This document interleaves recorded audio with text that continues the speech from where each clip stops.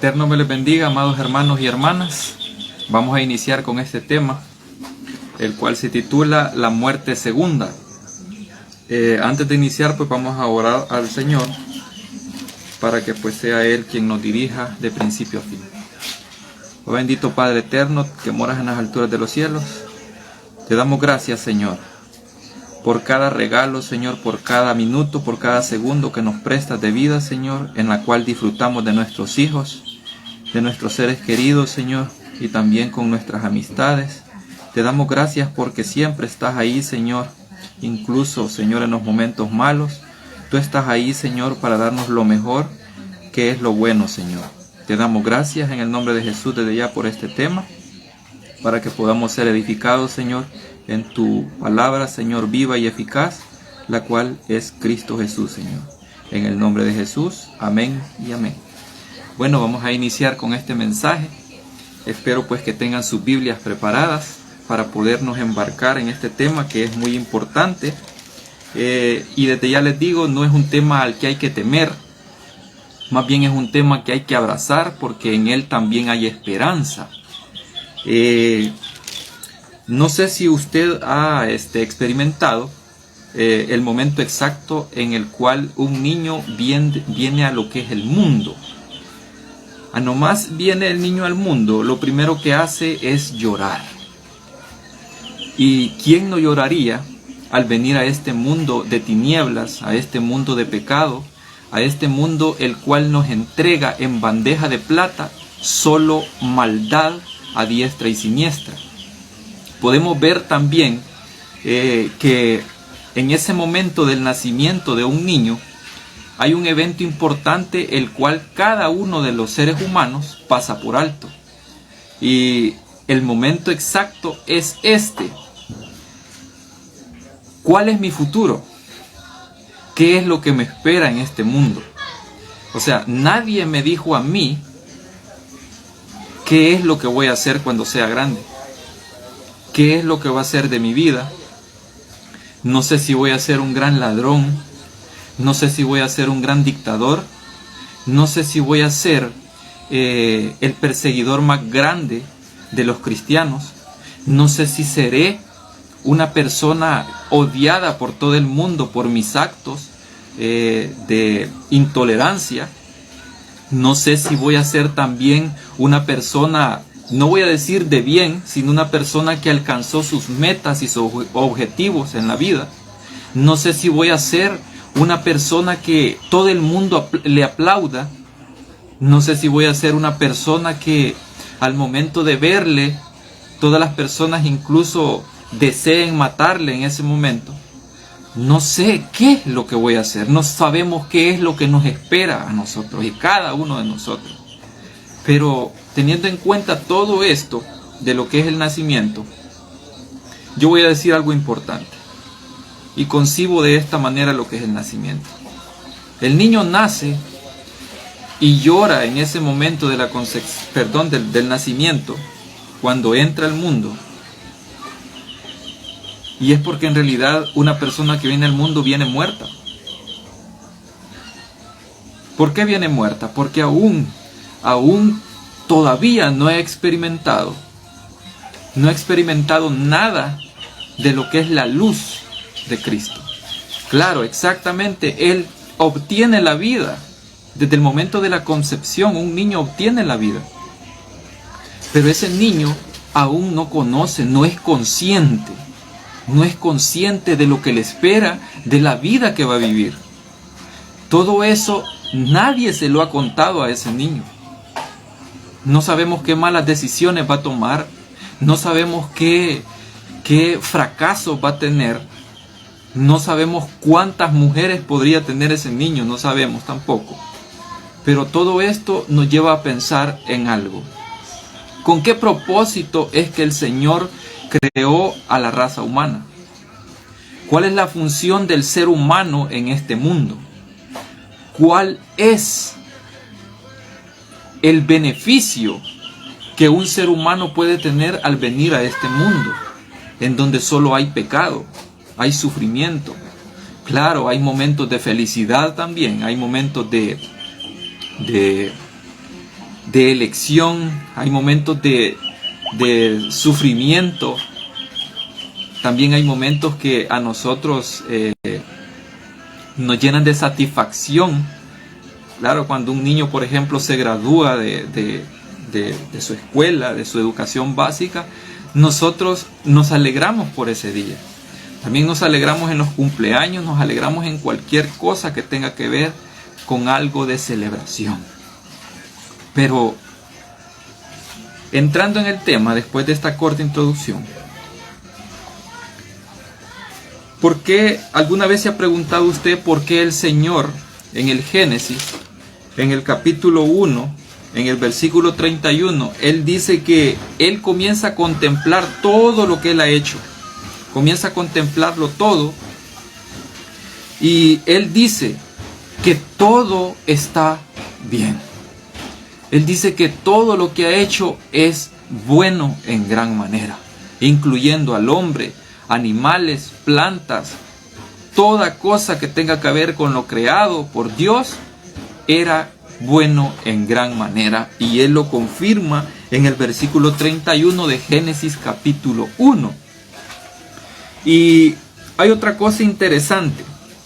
Aquí el Señor comienza a contemplar. Contemplar significa detenerse a ver algo con detenimiento.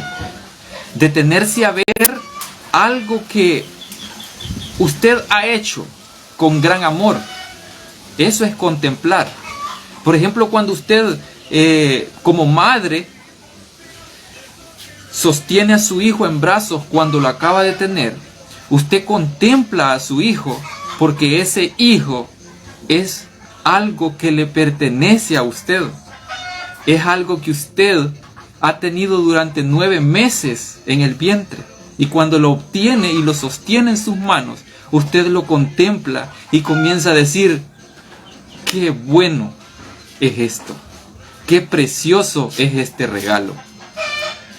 Entonces, aquí Dios en la Escritura comienza a contemplar todo lo que hace o todo lo que ha hecho y lo que sigue haciendo. Contempla y también se queda viendo. Y es donde propina las palabras de decir que era bueno todo en gran manera. Ahora bien, yo los quiero llevar a pensar en esto un poco más detenidamente. Si Dios nos creó a nosotros y contempló el momento en que nosotros incluso nacemos, porque Él contempla cada nacimiento, incluso contempla el momento de la concepción de cada ser humano, lo contempla con tal detenimiento de que Él también, otra vez, dice que es bueno en gran manera lo que está contemplando en ese momento. Entonces, si de Dios vienen las palabras en donde dice que todo es bueno en gran manera, entonces ¿por qué no nos detenemos nosotros a observar y a contemplar a otra persona y comenzamos a decir o a tildar: esta persona es mala por esto, esto y esto y esto, y esta persona es buena por esto y esto y esto y esto? Entonces, si Dios se detiene a contemplar lo bueno que es para Él toda su creación, entonces ¿por qué nos detenemos nosotros a contemplar todo esto que a nuestro propio ojo es malo? ¿Por qué nos detenemos? Y la razón es muy sencilla. La razón es porque nosotros nos estamos considerando justos. Y el que tenemos a la par, ese sí no es justo. Porque no está haciendo lo que yo hago. O no está haciendo lo que yo pienso hacer y aún no he hecho. Porque hay personas que así hacen. Los fariseos de esa manera trabajaban. Ellos decían que las personas hicieran tales cosas, pero ellos ni siquiera movían un dedo para hacerlas.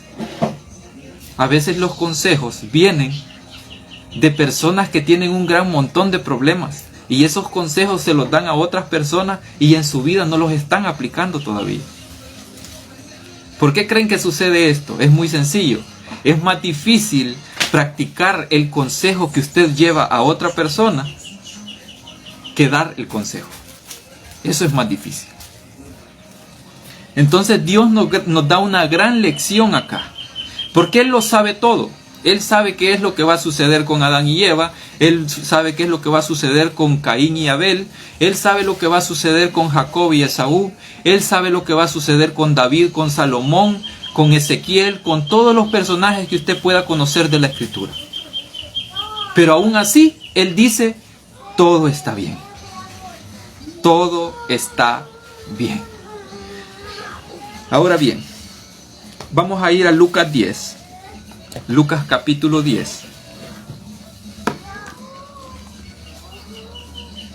Lucas capítulo 10, del 22 al 24. Y dice de la siguiente manera Jesús: todas las cosas me fueron entregadas por mi Padre. Y cuando se refiere a la Escritura a cosas, se está refiriendo a todo, independientemente de lo que sea. Humanos, animales, árboles, todo lo que tenga que ver con la creación del Señor. Y nadie sabe quién es el Hijo sino el Padre, ni quién es el Padre sino el Hijo, y a quien el Hijo lo quiera revelar. Y vuelto a los discípulos les dijo: dichosos los ojos que ven lo que vosotros veis. Os digo que muchos profetas y reyes desearon ver lo que vosotros veis y no lo vieron, y oír lo que oís y no lo oyeron. Aquí hay algo muy importante que quiero recalcar, porque hay muchas personas que dicen conocer al Señor Jesús y también hay personas que dicen conocer al Padre. Pero aquí revierte la cosa el Señor y no es una cosa adherente a nosotros el conocer al Padre, sino que depende del Hijo el que nosotros conozcamos al Padre. Eso es lo que dice el texto del versículo 22 de Lucas 10. Allí dice que nosotros no sabemos ni quién es el Hijo ni quién es el Padre. Solamente lo saben entre ellos dos. El Padre conoce al Hijo y el Hijo conoce al Padre. Pero aquí amarra este asunto el Señor Jesús y dice: si no el Hijo, dice, y a quien el Hijo lo quiera revelar. Entonces le concierne al Hijo revelar quién es el Padre. Y si el Hijo lo revela, quiere decir que así como Él lo revela, así es el Padre. Pero me va a decir alguien: ¿qué tiene que ver esto con la muerte segunda? Tiene mucho que ver. Y les voy a decir por qué. Porque muchas personas dicen que el conocer a Dios depende de la persona. Pero aquí la Escritura me está diciendo que es el Señor Jesús quien lleva a revelarle a las personas quién es el Padre y su carácter. En Juan 20 del 24 al 29, Juan capítulo 20 del 24 al 29, va a decir algo muy importante. Allá le llama bienaventurados a aquellos que vieron a Jesús, que vieron a Dios hecho carne. Ese es un misterio. Allá le llama bienaventurados los que están viendo lo que ellos ven. Porque muchos reyes y profetas quisieron ver lo que ustedes están viendo en este momento. Pero luego en Juan 20, del 24 al 29, va a decir esto Tomás. Dice: Tomás, llamado el gemelo, uno de los 12, no estaba con ellos cuando vino Jesús. Esto es después de la resurrección. Cuando los otros discípulos le contaron: hemos visto al Señor, él contestó: si no veo la señal de los clavos en sus manos y pongo mi dedo allí y mi mano en su costado, no creeré. Después dice: 8 días después estaban otra vez sus discípulos dentro y con ellos Tomás. Aunque las puertas estaban cerradas, vino Jesús, se puso en medio y dijo: paz a vosotros. Luego dijo a Tomás: pon tu dedo aquí y mira mis manos. acerca tu mano y ponla en mi costado, y no seas incrédulo, sino creyente. Entonces Tomás exclamó: Señor mío y Dios mío. Jesús le dijo: porque me has visto, Tomás, creíste. Dichosos los que no vieron y creyeron. Aquí hay algo muy importante, porque aquí está hablando de otros bienaventurados. Estos bienaventurados de los cuales está hablando Jesús aquí son aquellos que han creído sin ver, sin tener la evidencia más pero más profunda de aquello que se llama fe. Y eso es Cristo. Entonces, aquí hay algo bien importante y quiero hilarlo con respecto al tema de la muerte segunda.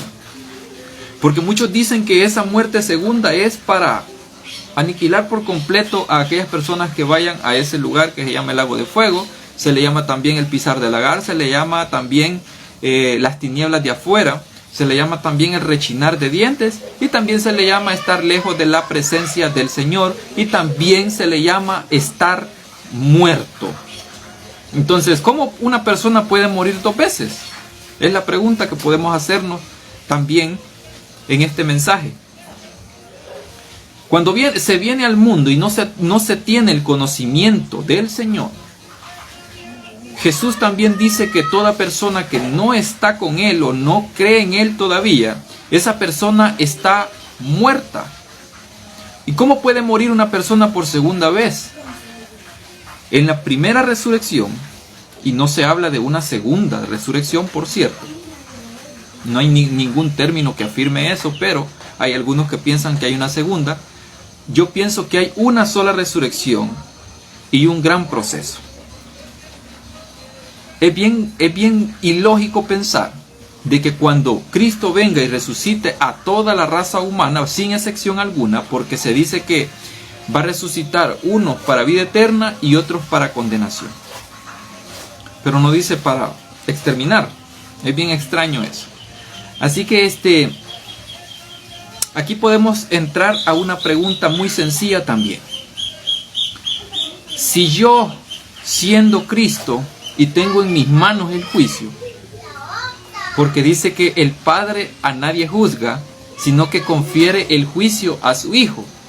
Y si su Hijo también dice que Él a nadie juzga, porque Él hace las cosas que el Padre hace, entonces ¿para qué revivir a todas aquellas personas que van a resucitar y son malas desde el punto de vista de la religión y de nosotros?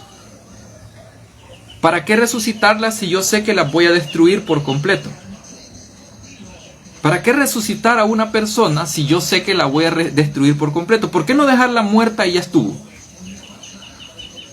Aquí cualquiera me va a decir, bueno, pero, amado hermano, bueno, ¿y por qué está diciendo eso?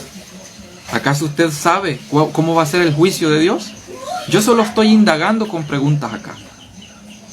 Yo quiero que usted reflexione en este asunto de lo que es la muerte segunda. Y esto tiene mucho que ver, porque van a haber muchas personas que no van a creer en esta tierra sin tener la mayor evidencia en sus manos o tocar a aquel en quien se debe creer o a quien se debe ir. Y en este caso es Jesús. Porque Tomás dijo con plena seguridad, si yo no le veo esos agujeros de los clavos que le hicieron en las manos, ni su costado atravesado, yo no voy a creer. Entonces Jesús viene y se le presenta a Tomás, y Tomás lo toca y le pone su dedo en ese agujero. En ese momento se vuelve palpable el Señor, porque imagínense, al principio Él traspasa las paredes, pero luego es palpable para Tomás. Quiere decir que el Señor, en su cuerpo glorificado, puede volverse palpable e impalpable. Porque un cuerpo sólido no puede traspasar una pared. Pero en este caso el Señor sí lo hizo, y también cuando está dentro de ese aposento, Él se vuelve palpable. Y Tomás cree al tocar a Jesús. Y van a haber muchos que en esta tierra, en esta oportunidad, no van a creer. Porque ellos mismos dicen, no lo he visto. Pero en aquel tiempo, cuando resuciten todos al unísono, van a haber muchos que solo tocándolo, solo viendo ese amor que tuvo por ellos, van a ir hacia Él y van a declarar, bendito el que viene en el nombre del Señor. Bendito a aquel a quien envió el Padre a la tierra. Y fue muerto por nosotros. Sigamos en Apocalipsis. Vamos a entrar a lo que es los conceptos que están vertidos en el libro de Apocalipsis, porque solamente ahí es donde se menciona lo que es la muerte segunda. En Apocalipsis 2:11 está la primera cita donde se menciona lo que es la segunda muerte. Apocalipsis 2:11. Y dice, el que tiene oído, oiga lo que el Espíritu dice a las iglesias. El que venza no recibirá daño de la segunda muerte. Aquí hay algo bien importante, porque ¿cómo podemos vencer nosotros? ¿Acaso tenemos la fuerza para poder vencer por nosotros mismos? Si usted no se ha hecho esa pregunta, yo quiero que se la responda antes de ir al siguiente texto. Yo quiero que vaya a Primera de Juan capítulo 5:5, y vea cómo es que vence la persona que está en Cristo. ¿Quién es? Hace una pregunta Juan. ¿Quién es el que vence al mundo? Sino el que cree que Jesús es el Hijo de Dios. Entonces, teniendo en cuenta esto, según Apocalipsis 2:11, el que venza no recibirá daño de la segunda muerte. ¿Y por qué creen que dice esto? Es por esto, porque Jesús no solo murió a la primera muerte, sino que también a la segunda muerte. Porque lo vemos yendo a lo que es el Hades también. Visitó el Hades. Entonces murió la muerte segunda también. Hay algo bien importante aquí que recalcar también. Dice que no recibirá daño. Quiere decir que esta segunda muerte es un daño, pero para aquellos que aún no creen. Este daño es propinado por su propia justicia. ¿Qué quiero decir con esto? Que si la justicia de un hombre es ojo por ojo, diente por diente, esa es la justicia que va a experimentar en esa segunda muerte, mientras no vaya a Jesús. De ahí el siguiente texto está en Apocalipsis 26. Apocalipsis 20, versículo 6. Y dice, bienaventurado y santo el que tiene parte en la primera resurrección. La segunda muerte no tiene poder sobre ellos, sino que serán sacerdotes de Dios y de Cristo, y reinarán con Él durante los 1000 años. No me voy a detener a explicar nada de lo que tiene que ver con los 1000 años, ni tampoco me voy a detener a explicar qué significa esta primera resurrección, porque ese es otro tema. Pero lo que me quiero detener a que usted piense es esto. Se dice que la segunda muerte no tiene poder sobre ellos, o sea, los que participaron en lo que es la primera resurrección, y como dije anteriormente, allí van buenos y malos, corderos y cabritos, al unísono en la primera resurrección, porque no hay otra.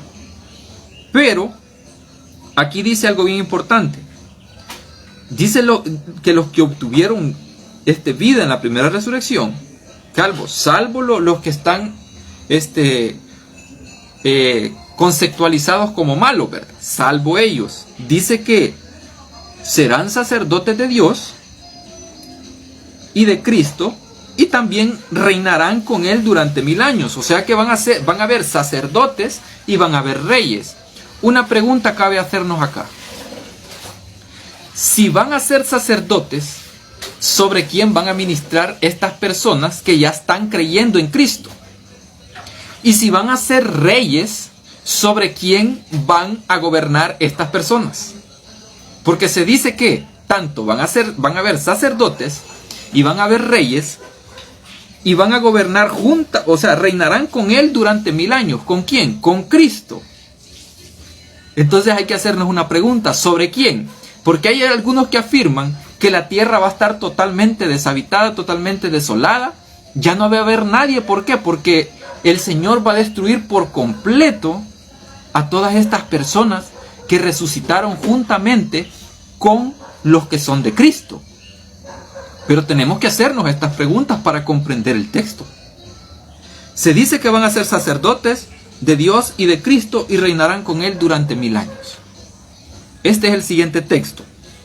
En Apocalipsis 20:14 dice: y la muerte y el sepulcro o el Hades fueron lanzados al lago de fuego.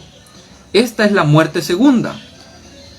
O sea que me está diciendo el texto que no solamente es que una persona, también Satanás y sus ángeles van a ser lanzados a este lago de fuego, y eso significa la muerte segunda, sino que también me está diciendo de que cuando sea lanzada la muerte y el Hades, esto también se le llama muerte segunda. O sea que momentos antes de leer el siguiente texto, que es el final, que voy a leer, porque solo hay 4 citas en Apocalipsis donde se habla de la segunda muerte. Quiere decir que antes de ser lanzadas estas personas, de las cuales voy a leer después, antes de eso es lanzada lo que es la muerte, porque son símbolos. No quiere decir que la muerte sea una persona, así como algunos la dibujan y la describen, sino que es, o sea, el estado, o sea, ese momento, eso es lo que va a ser lanzado ahí. O sea que la muerte, aquí el texto nos está diciendo que va a dejar de existir. Y también va a dejar de existir el Hades. El Hades es el lugar donde se reúnen las almas de todos los que han muerto. Y esto también va a ser lanzado al lago de fuego. Entonces a esto se le llama la muerte segunda. Yo quiero que se haga una sola pregunta en este texto. Si la muerte y el Hades, que es el receptáculo de las almas, ya no van a existir, ¿por qué en Apocalipsis 21:8? Apocalipsis 21:8 dice: pero los cobardes e incrédulos, los abominables y homicidas, los fornicarios y hechiceros, los idólatras y todos los mentirosos, tendrán su parte, y yo quiero que subraye esta parte, donde dice tendrán su parte, porque nos vamos a detener ahí un poquito, en el lago que arde con fuego y azufre, que es la muerte segunda. Muy bien. Este es el último texto en donde se dice y se narra lo que es la muerte segunda. Pero, si usted se detiene por un momento a pensar y decir, bueno, la muerte ya no existe, ya fue echada en el lago de fuego. La muerte ya no existe. Tampoco existe el Hades. Entonces, estas personas que son lanzadas a este lago de fuego, y por eso es un misterio también, en cierta manera, este lago de fuego, porque las personas que son lanzadas ahí, si este lago de fuego, en donde son lanzadas la muerte y el Hades, este lago extermina, porque también tiene ese poder, el Señor tiene el poder de destruir la muerte, y eso es lo que hace con lo que es la muerte y el Hades, en ese lago de fuego. Les hace desaparecer. Pero la pregunta es, si ya no existen, ¿por qué en Apocalipsis 21:8 se dice que todas estas clases de personas van a ir a parar al lago de fuego? ¿Qué va a sacar el Señor de ese lago de fuego cuando el tiempo determinado termine? Porque aquí dice, tendrán su parte, dice aquí. Por eso que le dije yo que subrayara la parte. Esta partecita, tendrán su parte, en Apocalipsis 21:8. Si van a tener su parte, quiere decir que Él va a obtener algo de eso. Él va a obtener algo de todo eso que va a meter ahí. Y todo eso tiene que ver con personas. Personas al igual como usted o como yo. Entonces, yo quiero que se detenga un momento a pensar. Si el Señor hace todo lo que el Padre hace y todo lo que el Padre piensa, el Señor Jesús, claro, de Él estoy hablando, ¿qué hará Jesús con estas personas? ¿Cómo quemó Jesús en el primer siglo a las personas a las cuales él fue a predicar? ¿Cómo las quemó? ¿Cómo las mató?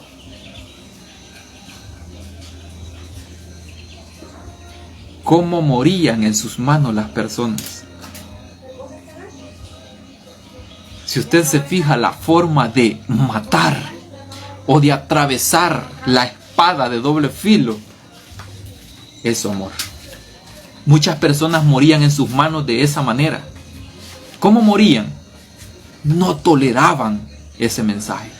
Algunas personas. Pero otros lo abrazaban de tal manera de que ellos iban a él sin mediar palabras, sin resistirse. Pero habían otras personas que no toleraban esto. Para ellos era la muerte este mensaje. Lo mismo sucede con los dos testigos de Apocalipsis.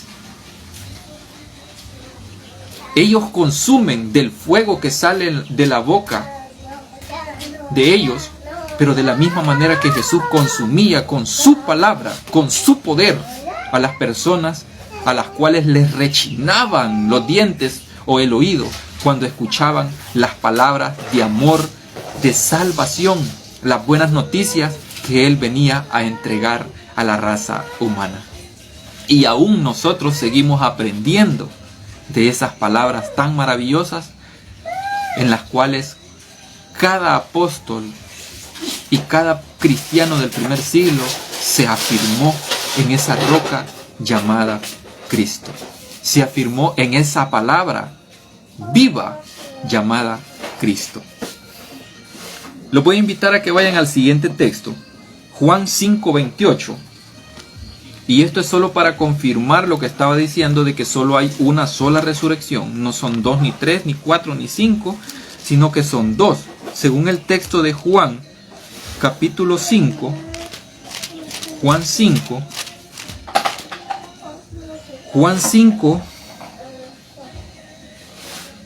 del 28 al 29, dice: no os maravilléis de esto, porque vendrá la hora cuando todos los que están en los sepulcros oirán su voz, y los que hicieron el bien resucitarán para vivir, o sea, van a obtener vida eterna, pero los que hicieron el mal resucitarán para ser condenados.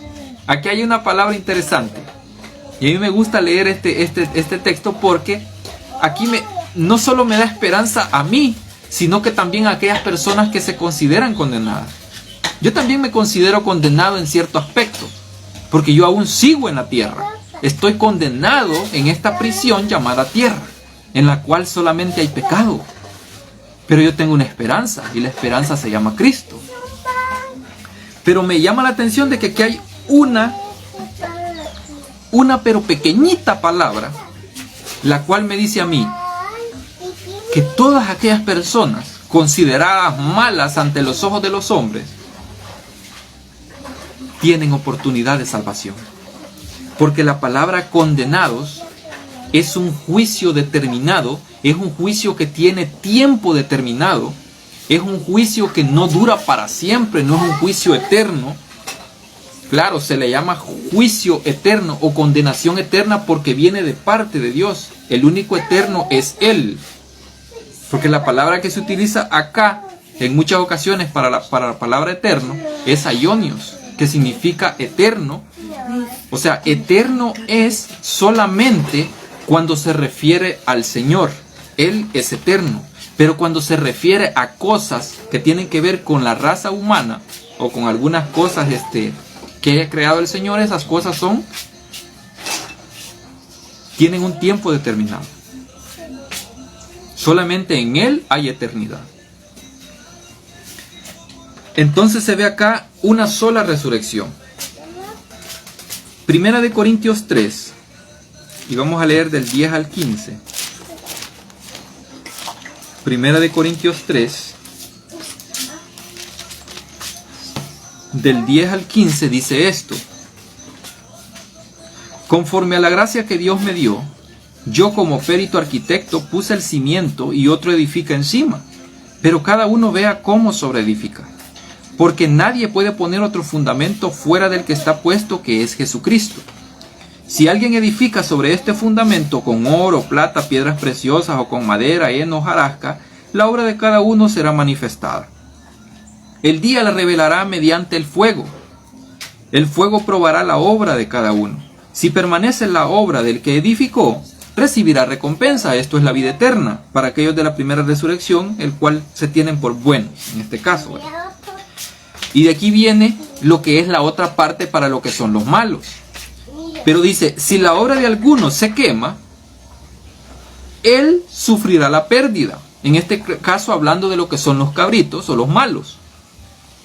Aunque él mismo será salvo, aún así como por fuego. Yo quiero que se detenga también en este texto y comience a pensar por un momento.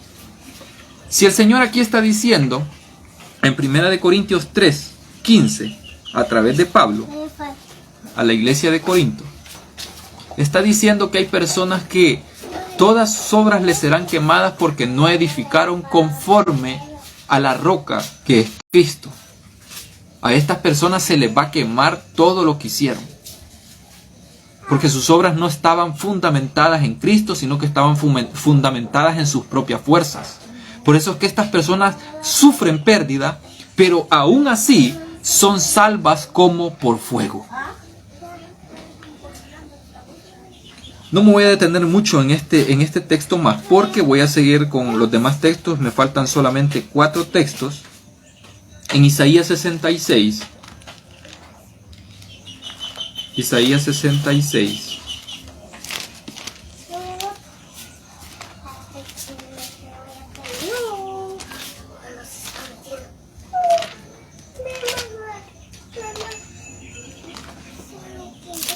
Isaías capítulo 66. Dice en el versículo 24: al salir, verán los cadáveres de los que se rebelaron contra mí. Su gusano no morirá, ni su fuego se apagará. Será el horror de todo ser humano. Yo quiero que se ponga a pensar, porque aquí están hablando en el contexto de lo que es tierra nueva y cielo nuevo. Ya todo está restaurado. Ya pasó lo que es el proceso del lago de fuego. Ya pasó lo que es la segunda muerte. Ya todo es hecho nuevo. Pero hay algo más que tenemos que ver. Hay una evidencia que el ser humano va a tener con respecto a todo este complot, a todo este pecado que ha surgido en la tierra. Y esto es los cadáveres de todos los que se rebelaron contra el Señor. Y yo quiero que aquí se detenga a pensar por un momento y se haga la pregunta a usted que está viendo este mensaje. ¿Quiénes son los que se han rebelado contra el Señor? Todos necesitamos ser limpios, porque todos nos hemos rebelado contra el Señor. No hay nadie sobre esta tierra que no se haya rebelado contra el Señor. ¿Y por qué nos hemos rebelado contra el Señor? La respuesta es obvia. La respuesta es por el pecado. Cuando surge el pecado, surge rebelión. Cuando hay rebelión, no hay amor de parte de los hombres para Dios. Cuando hay rebelión, la oscuridad no deja entrar lo que es el amor de Dios. Pero Dios, en su poder infinito y en su amor infinito, puede disipar esas tinieblas cuando Él quiera hacerlo. Y lo va a hacer. Otra cosa que quiero que usted se detenga a pensar es por qué dice que su gusano no morirá ni su fuego se apagará. Aquí hay 2 palabras interesantes. Está la palabra gusano, que dice que no morirá, este gusano no morirá. Y tampoco dice que el fuego en el cual esos cuerpos, esos cadáveres fueron quemados, no se apagará. O más bien se están quemando, porque son cadáveres. Un muerto prácticamente. Póngase a pensar en esto. ¿Qué es ese gusano? ¿Y qué es ese fuego que nunca se apaga? Vamos a el Salmo 22:6. para ver lo que es ese gusano. Salmo 22:6. Yo sé que se va a sorprender con este texto.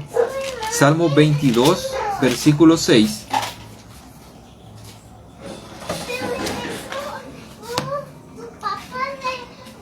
Y dice: pero yo soy gusano y no hombre, oprobio de los hombres, despreciado por el pueblo. Yo quiero que usted se detenga a pensar por un momento. Si usted no me cree lo que le voy a decir, yo quiero que lea el capítulo 22 de lo que es el Salmo, el libro de Salmos en el cual estamos leyendo ahorita, y confirme de quién se está hablando en este Salmo. Porque este Salmo es con respecto al sufrimiento del Mesías.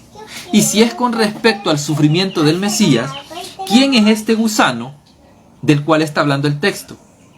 Y yo se lo voy a decir en pocas palabras. Este gusano es Cristo nuestro Señor. Él dice que es gusano y no hombre, oprobio de los hombres, despreciado por el pueblo. Por eso es que Isaías dice que en él no había belleza, no había nada que atrajese a los hombres. Para los hombres él era cualquier cosa, pero menos el Señor. Y si en el texto que acabamos de leer en Isaías, ese gusano que nunca muere va a estar permanente ahí mientras estos cadáveres estén en ese fuego, ¿quién cree que va a estar con ellos en ese momento? Sigamos leyendo, y yo quiero dejarles algo bien interesante. Ya es el penúltimo texto. Isaías 14, versículo 11. Yo quiero dejarles este texto para que ustedes piensen por un momento. Y con este texto no voy a confirmar algo que muchos han afirmado todavía, porque estoy inseguro con eso. No sé qué parte va a tener Lucifer en aquel tiempo, pero aquí les dejo este texto para que reflexionen, así como yo todavía estoy reflexionando en este texto. Y dice: toda tu soberbia y el sonido de tus arpas descendió al sepulcro. Gusano será tu cama, y gusano te cubrirán. Está hablando de Lucifer en este texto Isaías. Y la pregunta es, si también Satanás, el enemigo, ese gusano va a estar junto con él ahí, y ese gusano tiene que ver con Cristo, ¿qué está haciendo Cristo ahí?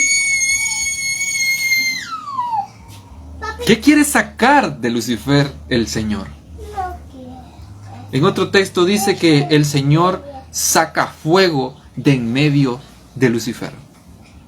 Ahí le dejo para que usted piense y reflexione con respecto a eso. No quiero detenerme. Y el último texto de esta tarde está en 1 Corintios 15, versículo 55.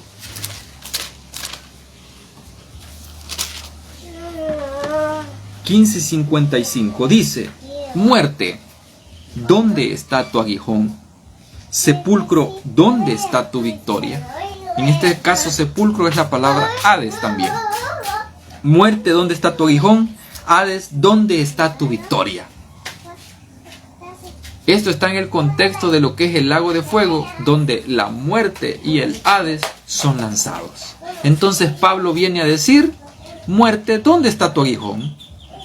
Otra pregunta que debemos de hacernos ya para finalizar es esta, y para que reflexione usted con respecto a lo que es la muerte segunda.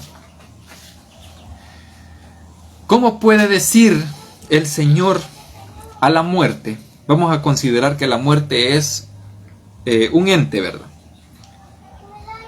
¿Cómo puede decirle al Señor: oh muerte, ¿dónde está tu aguijón? ¿Dónde está tu victoria? Si el 95% de la raza humana, la muerte se los ha llevado, y solamente el 5% de las demás personas consideradas justas serán salvas. ¿Quién tiene el mayor porcentaje de personas? desde la perspectiva de una competencia, ¿quién gana? Pues obviamente gana la muerte, porque ella se llevó la mayor parte de la población de la tierra. Entonces ahí el Señor no puede confirmar o no puede afirmar de decirle a la muerte: oh muerte, ¿dónde está tu aguijón? ¿Dónde está tu victoria? Porque la muerte habrá vencido al Señor. Pero desde el punto de vista de Jesús y desde el punto de vista de Apocalipsis, el Señor obtuvo una victoria completa en la cruz. Y si la obtuvo completa, al final todos, pero absolutamente todos, los que han vivido desde Adán hasta el final de los tiempos, serán restaurados por el Señor. Y la muerte no tendrá potestad sobre ellos, porque la muerte será destruida por completo. Así que, amados hermanos, hasta acá llega este tema. Espero pues que sea de mucha bendición para usted. Este tema también va a ser subido a lo que es el canal El Reino en Parábolas. Si usted no está suscrito al canal, yo le invito a que se suscriba y que active la campanita para que pueda recibir las notificaciones de nuevos temas y conversaciones que se están llevando a cabo solamente en el canal. Así que los dejo hasta acá, amados hermanos. Espero pues que estén muy bien y que estén gozando al lado de su familia en estas celebraciones. Que el Eterno me les bendiga a cada uno.